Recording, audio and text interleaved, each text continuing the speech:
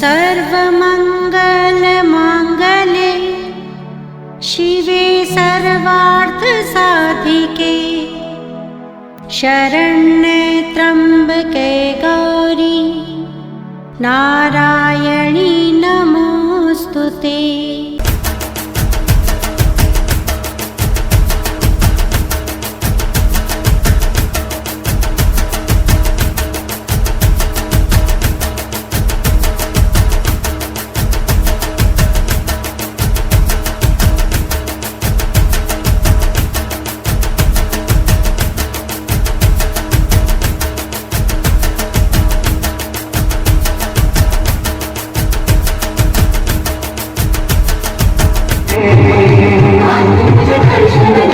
भैया पीछे वाले भी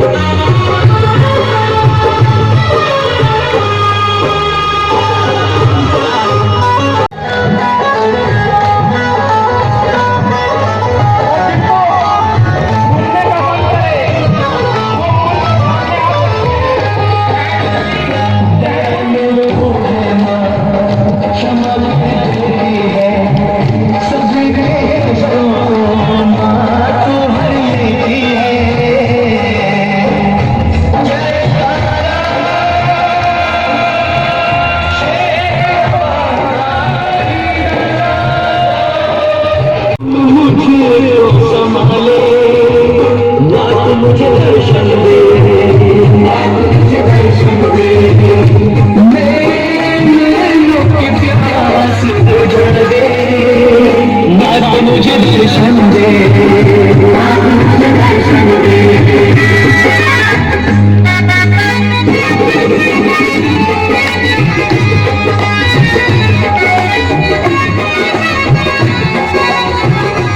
आप सब मां से जिद करिए,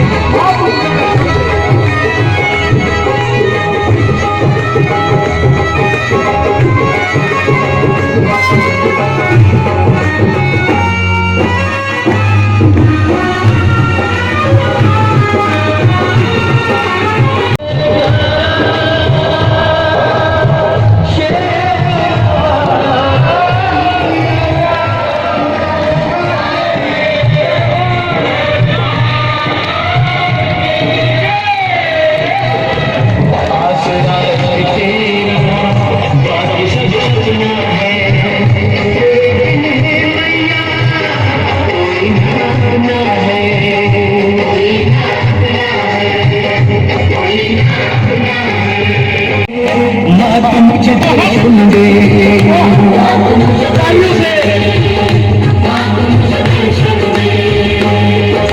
शेर सवार मेरे शेर माँ, पहाड़ में बसी मेरी दयाली माँ, रूप है तेरी जो दयाली माँ, नाम है तेरी दयाली माँ, जग जननी है मेरी भोली भाली माँ।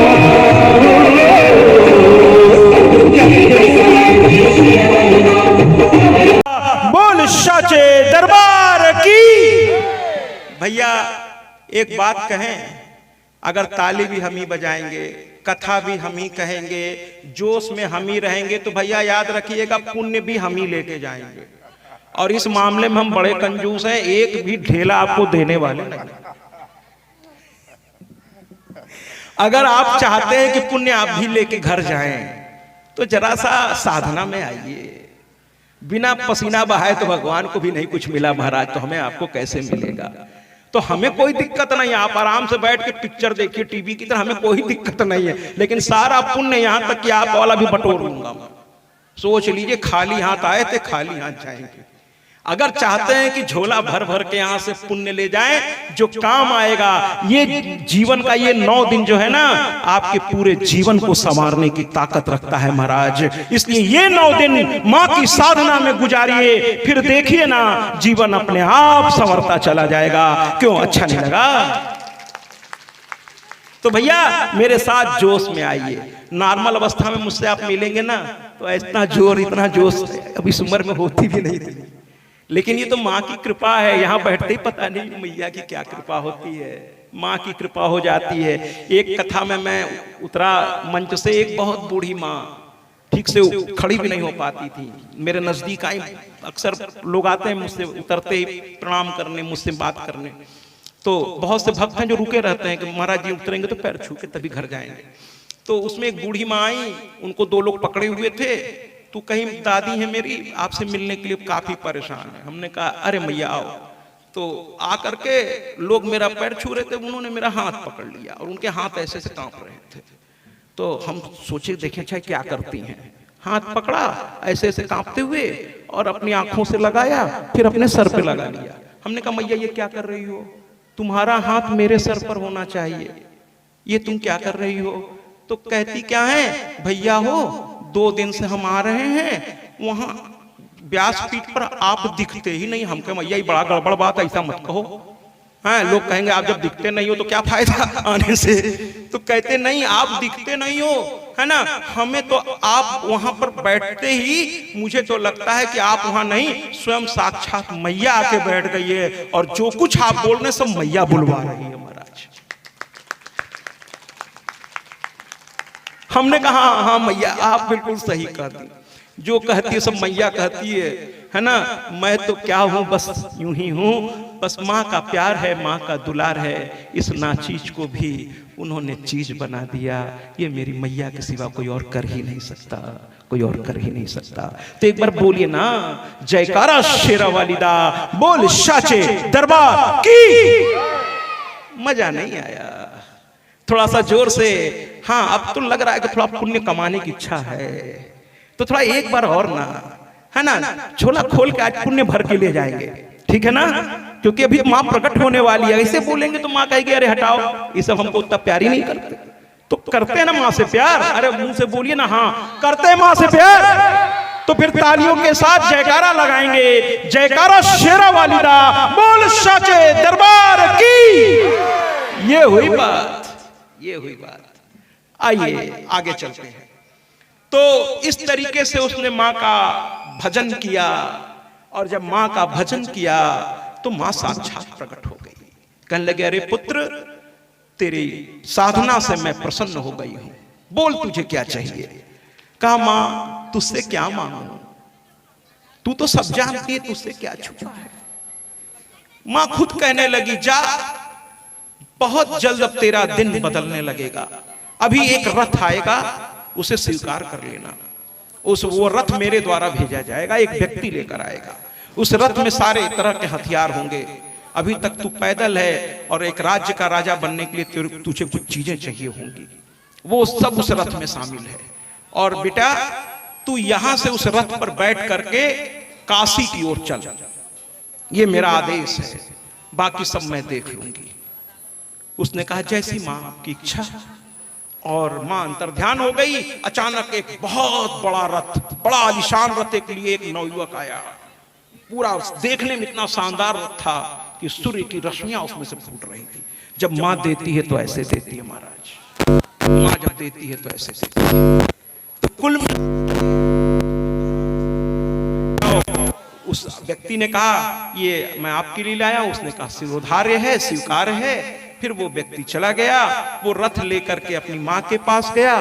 कहने लगा माँ के भक्त तो सिर्फ माँ की सुनते हैं महाराज, फिर वो किसी और की नहीं सुनते। कहने लगा मुझे काशी जाना है। माँ घबरा गई, कहने लगे अरे युधाजित इस भरद्वाज आश्रम से बाहर निकलोगे वो तुरंत मार देगा तुमको, वो इसी ताक में है, यहाँ नहीं आ पा रहा। संत की कुटिया, उसकी हिम्मत नहीं पड़ रही है यहाँ आने की, लेकिन यहाँ से निकलते ही मार डालेगा। उसने कहा मैया का आदेश है, मौत से क्या डरना भैया।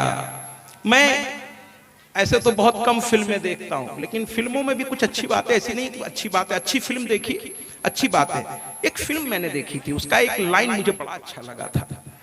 मैं अक्सर कहता हूं, जब लोग कहते हैं ना मौत से डर लगता है, तो मैं ये लाइन हमेशा कथाओं में भी कहता हूं, यूं ही लोगों से कहता हूं कि मौत से क्या डरना भैया, मौत से क्या डरना। कहते ना जिंदगी तो बेवफा है, एक दिन ठुकराएगी, मौत महबूबा है अपने साथ लेकर जाएगी, मर के जीने की अदा को दुनिया को जो सिखलाएगा, वो मुकद्दर का सिकंदर भैया मेरा कहलाएगा।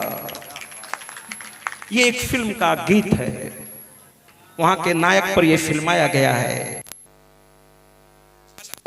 मैंने ये लाइन उठा ली, मौत से क्या डरना, अरे मौत से किसकी आ रही है, आज तेरी तो कल मेरी बारी है, मौत से किसकी आ रही है।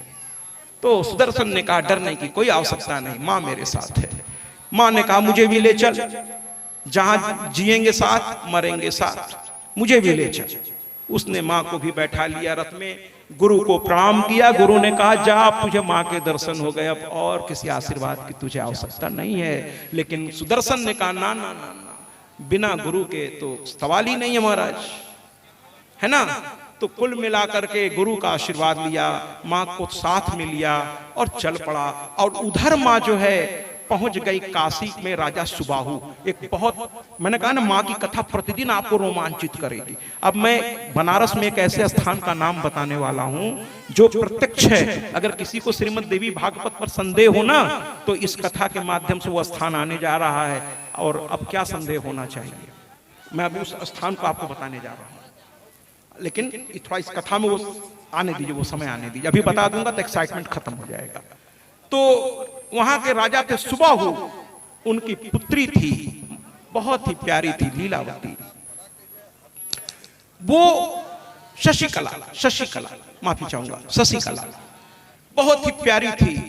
रात में मां यहां से उठी, देखिए मां हम लोगों के लिए कितना कुछ करती है। और हम लोग कहते हैं अरे हाँ ये पत्थर की मूर्ति है भैया, अरे नहीं भैया, है ना। एक गीत अभी मैं बजवाऊंगा लेकिन आज वो समय नहीं है कि भावना की ज्योति जगह के देखिए, बोलती है मूर्ति बुला के देखिए, बोलती है मूर्ति बुला के देखिए। वो समय आने दीजिए, वो गीत भी बजेगा महाराज। तो कहते हैं कि कुल मिलाकर के यहां पर वो गए और उधर मां शशिकला के सपने में आई और कहने लगी सुदर्शन आ रहा है, मेरा पुत्र है, तुम दोनों की जोड़ी मैंने ही बनाई है मां, और तुम दोनों पति पत्नी एक साथ खुश रहोगे। भैया ये क्या आप एक्सपेरिमेंट इसी समय करोगे आप। तो कुल मिलाकर के उन्होंने कहा कि भैया तुम दोनों की जोड़ी मैंने बनाई है।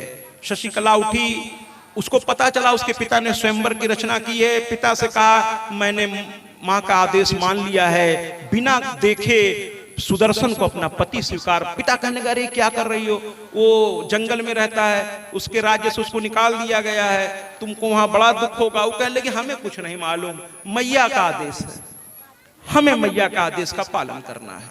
सुदर्शन पहुंचा, स्वयंवर की रचना हुई थी, एक से एक राजा थे। अब थोड़ा मैं इस कथा को तेज लेके चलूंगा क्योंकि महिषासुर को लाना है और फिर महिषासुर मर्दनी को प्रकट भी करना है, तो थोड़ा इस कथा को मैं थोड़ा तेज लेके चलूंगा।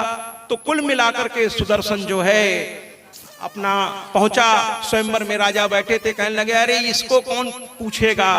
उसने कहा जिस पर मैया का हाथ हो ना, उसको आज नहीं तो कल पूरी दुनिया पूछेगी महाराज, पूरी दुनिया पूछेगी आप कौन है।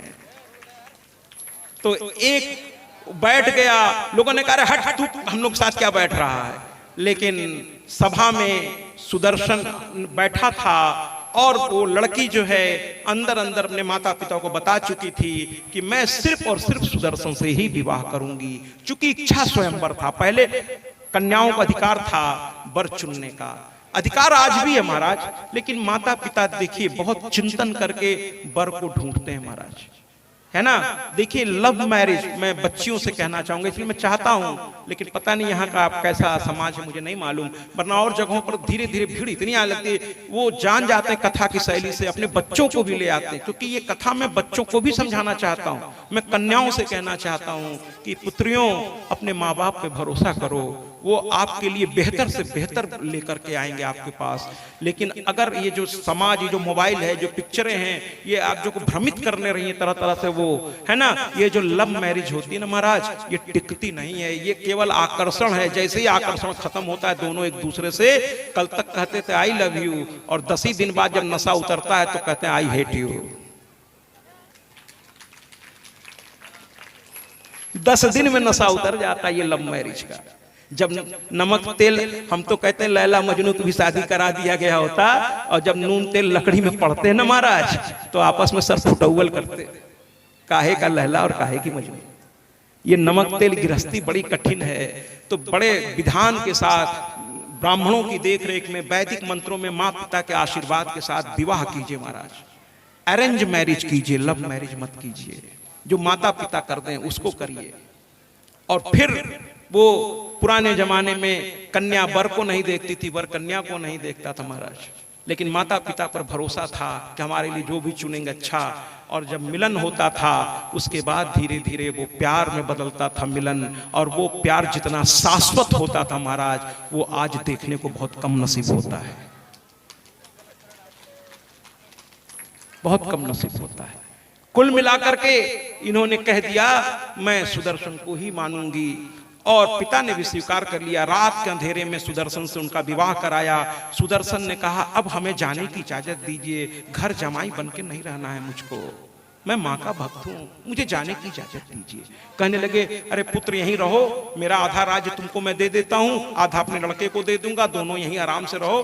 सुदर्शन ने कहा ना बाबा, मैं यहाँ नहीं रहूंगा, या तो भरद्वाज ऋषि के आश्रम पे जाकर फिर वहां देखूंगा कि मुझे क्या करना है, क्योंकि अब पत्नी आ गई, मेरी जिम्मेदारी बढ़ गई। पुरुषों को समझना होगा, जब विवाह हो जाए तो आपकी जिम्मेदारी बढ़ जाती है, क्योंकि अब आपकी साथ एक और जीवन जुड़ जाता है, उसका भी भविष्य अब आपके साथ जुड़ गया है महाराज। आपको जिम्मेदार होना पड़ेगा, आपको जिम्मेदार होना पड़ेगा।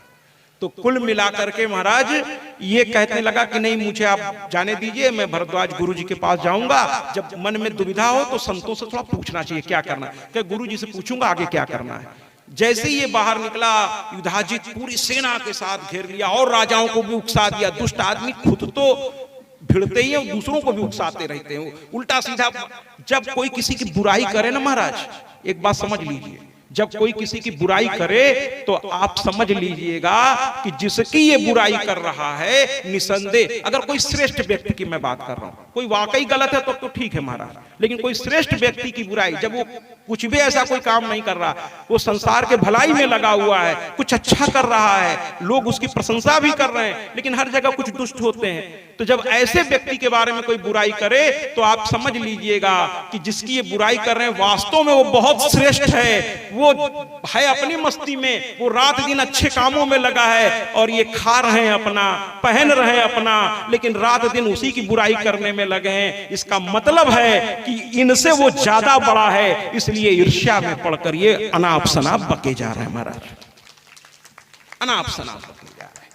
अरे भैया, किसी के सामने बड़ा बनना है तो उसके बगल में बड़ी लकीर खींच दीजिए, उस लकीर को मिटाने में मत लग जाइए। अगर किसी के यहाँ कार आई है तो आप भी परिश्रम करके, अगर आपको शौक है, अगर आपको शौक है तो ठीक है, मेहनत कीजिए, आप भी इस योग्य बनिए।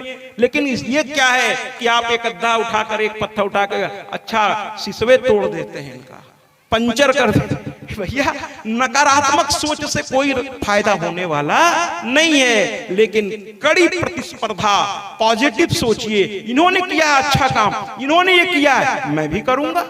नहीं कुछ कर सकता तो इनका साथ ही दूंगा, अगर इनका नाम होगा तो मेरा भी होगा। अगर हमारे आदरणीय अनिल कुमार दुबे जी का नाम पूरे विश्व में होगा, लखन जी और जितने कार्यकर्ता हैं अगर उनका भी नाम होगा, तो क्या इस गांव का नाम नहीं होगा? आदरणीय अनिल जी की पहचान क्या होगी? अकोड़ी गांव वाले। तो किसका नाम हुआ भैया? अकोड़ी ग्राम का। तो मैं तो कहता हूं कि यहाँ का हर व्यक्ति, अभी एक लड़का कह रहा था कि हर गांव में अगर आप जैसा कोई व्यक्ति हो जाए तो उस गांव की धन्यता है। यहाँ के हर व्यक्ति से मैं कहना चाहूंगा, जहां तक मेरी आवाज जा रही है, कि आप ऐसे आदरणीय का साथ दीजिए महाराज। मैं तो 9 दिन में कथा करूंगा, फिर आगे की पड़ाव पे चल दूंगा, लेकिन ये आपके बीच रहेंगे, इनका सम्मान करिए, इनका साथ दीजिए। अरे अपने लिए थोड़े थोड़े ना कुछ कह रहे हैं, जो कह रहे हैं मैया के लिए। और मैया अगर आएगी या ये हवन जो हो रहा है, आज माँ का प्राकट्य होगा तो कल्याण किसका होगा? इस ग्राम के प्रत्येक व्यक्ति का होगा। तो ऐसे व्यक्ति का साथ देना ही चाहिए। क्यों देना चाहिए ना? मुंह से बोलिए ना, हाँ बोलिए ना, हाँ बोलिए ना। नहीं सुनाई दिया? बोलिए ना, बोलिए ना, जरा थोड़ा और जोर से बोलिए। काली मैया लोग बोल, उधर से भी बोलिए, साथ देंगे ना। ये हुई बात। जय माता की, जय माता की, जय माता की। तो कुल मिलाकर के वो आगे बढ़ा, चारों ओर से लोगों ने घेर लिया। दुष्ट घेरते बड़ा जल्दी हैं, करे इनको अब मार डालेंगे। सब मिल करके उस एक लड़के के ऊपर टूट पड़े महाराज। वो अकेला ही लड़ने लगा और लड़ते लड़ते बस एक ही शब्द कह रहा था, जय माता की, जय माता की, जय माता की, जय माता की। और सुबाहु को भी पता चला, वो भी दौड़ते हुए अपनी सेना के साथ अपने दामाद का साथ देने आए और सब मिल करके भयानक युद्ध प्रारंभ हुआ। जरा ध्यान से सुनिएगा, वो काशी का स्थान मैं अब बताने जा रहा हूं, है ना। दोनों ओर से भयानक युद्ध होने लगा और मां जो है प्रकट हुई। दोबारा देवी भागवत में मां का प्राकट्य हुआ, सिंह पे सवार अष्टभुजा रूप में। और उसको देखते ही सब सेना डर गई। अरे कौन है सिंह पर सवार? ये कौन सी महिला है? जिसको देखकर सब डर के मारे कांपने लगे। युधाजित को लगा, युधाजित को लगा, युधाजित को लगा कि अरे ये क्या हो गया। ये सब डर गए। कलंगारी इस औरत से डर रहे हो तुम लोग? अरे ये थोड़ा सा बहुरूपिया लगती है, सिंह पे सवार। अरे कोई सिंह पे सवार होता है? किसी की 8 भुजाएं होती है। मैं जहां ठहरा हूं वहां मैं बैठा आराम से पेपर पढ़ रहा था, तो गली में से आवाज आती रहती है। मुझे बड़ी हंसी आई। कोई कन्या थी, मैं तो देखा नहीं, और तो वो कह रही थी, किसी ने कुछ से कुछ कहा तो वो कह रही थी, अब हम तीसर हाथ तो बाना ही हमारे पास कि हम ही काम कर दे, दोनों हाथ में हमारे काम है, अब तीसर हाथ कहां से ले आए। तो हमारी मैया के पास तो अष्टभुजा है, सहस्त्र भुजी है वो। तो नाना रूप धारण करने लगी। तो कहने लगा, अरे इससे डरो मत। मां ने कहा, अच्छा डरो मत। मैया ने कहा, अरे दुष्ट, इस बच्चे को, इसके पूरे परिवार को तूने तहस नहस कर दिया। अब तेरे पाप का घड़ा भर गया है। और उन्होंने एक हुंकार लगाई महाराज, और एक हुंकार लगाते ही युधाजित वहीं जल करके भस्म हो गया। तालियों से स्वागत करिए मां को। जब मां कहते हैं ना, भगवान अपना अपमान बर्दाश्त कर लेते हैं, लेकिन अपने भक्त का अपमान भगवान भी बर्दाश्त नहीं कर पाते। मां ने तुरंत, और शत्रुजीत उठा, अरे रुक। मां ने एक तलवार ऐसे उठाकर बस हल्का सा, ये शक्ति की ताकत है, हल्का सा उसका सर कहां गया किसी को पता ही नहीं चला। लोग त्राही त्राही करने लगे। सुबाहु और सुदर्शन तो रो रहा था मां को देख के, हाथ जोड़ के सब खड़े हो गए और मां की स्तुति करने लगे। जय भगवती देवी नमो वरदे। मां की स्तुति करने लगे। आइए ना, हम इस गीत के माध्यम से आज मां की स्तुति करेंगे। इसके बाद महिषासुर बस आएगा और मां का प्राकट्य उत्सव हम लोग मनाएंगे। लेकिन इस गीत से आज सुदर्शन रोते हुए मां की स्तुति कर रहा है। द्वितीय दिवस, जय भगवती देवी नमो वरदे। जय भगवती देवी है, बजा सकते हैं? चलिए आइए मां की स्तुति करते हैं तालियों के साथ। तालियों के साथ आज दिल से मां की, और जो दिल से जितना स्तुति करेगा उसके झोली में मां का प्यार उतना ही जाएगा। मां भाव के अनुसार ही फल देती है। कोई मुझे आशीर्वाद देने के लिए कहता है तो मैं जरा सा संकोच में पड़ जाता हूं। बहुत कोई जिद करता है तो मैं सिर्फ इतना कहता हूं कि भैया आपके कर्मानुसार और आपके भावानुसार मां देख ले क्या करना है आपके लिए। आइए, जय भगवती देवी नमो वरदे। जय भगवती देवी नमो वरदे। जय पाप विनाशिनी बहु वरदे। जय प्रणमामि देवी नमोऽपि हरि। जय भगवती देवी नमो। बहुत अच्छा है आप लोग खड़ी हो गई, बहुत अच्छी बात है।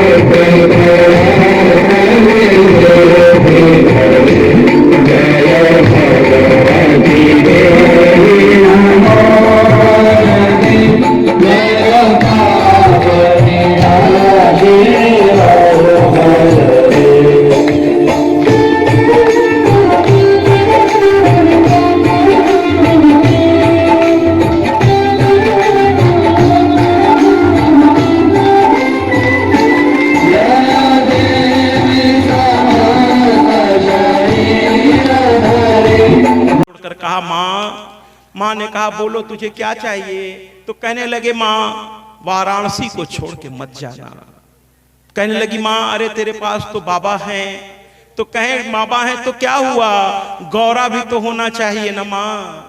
इसलिए वाराणसी को छोड़कर, काशी को छोड़कर, जिसको आप लोग बनारस भी कहते हैं भैया, तो छोड़ के मत जाइए। माँ ने कहा अगर तेरा भाव ऐसा है तो आज से वाराणसी में मेरा एक स्वरूप रहेगा। अब आप कहेंगे कहाँ है महाराज?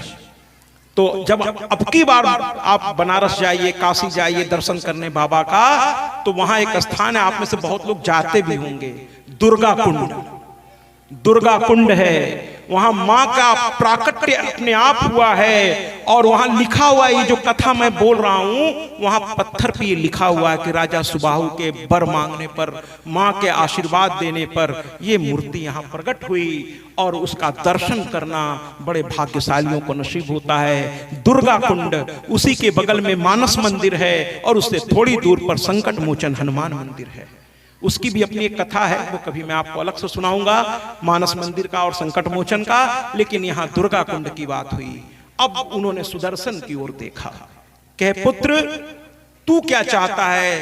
तो देखिए भक्त का जवाब देखिए। भक्त ने कहा मेरी चाहत क्या है माँ, मेरी तो वही चाहत है जो आप मेरे बारे में चाहती हैं, इसके अलावा मुझे और कुछ नहीं चाहिए। भगवान से कुछ मांगिए मत, भगवान को एक दायरे में मत बांधिए, क्योंकि भगवान भी सोचता अच्छा बस इसको इतना ही चाहिए। अरे भगवान से कुछ मत मांगिए, पता नहीं भगवान आपको क्या क्या देना चाहता है। तो बस उसकी पूजा कीजिए, उसकी आराधना कीजिए, उसकी साधना कीजिए, व्रत रखिए, उपवास रखिए, तपस्या करिए। और जब देने की बात भगवान करे तो कह दीजिए कि जो तुझ तेरी इच्छा हो वो कर, तू तो अंतर्यामी है, तू सब कुछ जानता है, तुझसे क्या छुपा है। तो तेरे ऊपर छोड़ता हूं मां, तू जो चाहे मेरे साथ वो कर। यथा योग्यम तथा कुरु, हमारे दिनेश जी कहते हैं यथा योग्यम तथा कुरु मां, यथा योग्यम, है ना।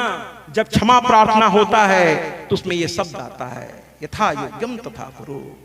जैसा मेरी आप योग्यता समझती हैं, आपके द्वारा आशीर्वाद से जो कुछ मेरे पास है या जो मेरी चाहत है वो आप बेहतर समझती हैं माँ। इसी के साथ ये कथा समाप्त हुई। आइए अब महिषासुर को तेजी से बढ़ें कि दो दानव, जरा ये बच्चे जो चिल्ला रहे हैं, कोई वहां बैठे सज्जन उनको जरा बता दें भैया, दो पुत्र रंभ और करम, दोनों बड़े सुंदर थे। और देखिए राक्षस तक को पता है भैया, पता नहीं इस क्षेत्र के वो लोग जो घर पे बैठे हैं, मुझे नहीं मालूम उनकी क्या सोच है। यहाँ पर ये 9 दिन इसके बाद फिर ढूंढते रह जाएंगे महाराज। ये जो आनंद प्राप्त हो रहा है, हमारे आचार्यों को देखिए दिन भर थके हैं, फिर भी इस आनंद में इतने भाव विभोर हो जाते हैं कि कभी दौड़ के यहाँ, कभी दौड़ के वहां हैं। तो भगवान इन पर नहीं प्रसन्न होगा तो किस पर होगा? साधना कर रहे हैं, सुबह से साधना कर रहे हैं। जो यहाँ बैठे हैं वो भी साधना कर रहे हैं महाराज, लेकिन जो घर बैठे हैं और उसके बाद तकलीफ में कहते हैं भगवान सुनता नहीं है महाराज। अरे कैसे सुनेगा? आप भगवान की कथा सुनने तक नहीं आ पा रहे हैं तो फिर भगवान क्यों सुने आपकी? क्यों सुने आपकी? एक तरफा काम नहीं होता जीवन में। प्यार, सम्मान, सब कुछ दो तरफा होता है। कुछ आप समझें, कुछ वो समझें, तो जीवन में बात आगे बढ़ती है महाराज। एक तरफा कुछ नहीं होता, ठीक है ना भैया। तो भगवान के दुलार को समझिए, भगवान की कथा में आइए। कल का दिन और विशेष है महाराज। अब तो एक के बाद एक, मैंने कहा ना मैया की कथा इतनी रसमयी है कि रोज आनंद आएगा। आज महिषासुर मर्दनी प्रकट होगी तो कल काली प्रकट होगी। कल हम लोग मां काली का प्राकट्य उत्सव मनाएंगे। तालियों से स्वागत करिए ना। और काली के बारे में जो जो भ्रांतियां हैं, उनका ये बालक कल इसी मंच से पूरे विश्व के सामने हर कथा में मैंने कहा है, यहां भी कहूंगा कि काली के बारे में जो जो आपके मन में पता नहीं कहां से लोगों ने भर दिया कि ये रक्त पिपासा है। अरे नहीं भैया, नहीं भैया, मैं बार बार कहूंगा नहीं, मेरी मां रक्त पिपासा नहीं है। अरे वो तो भक्तों के लिए भद्रकाली है, भद्रकाली, भद्रकाली।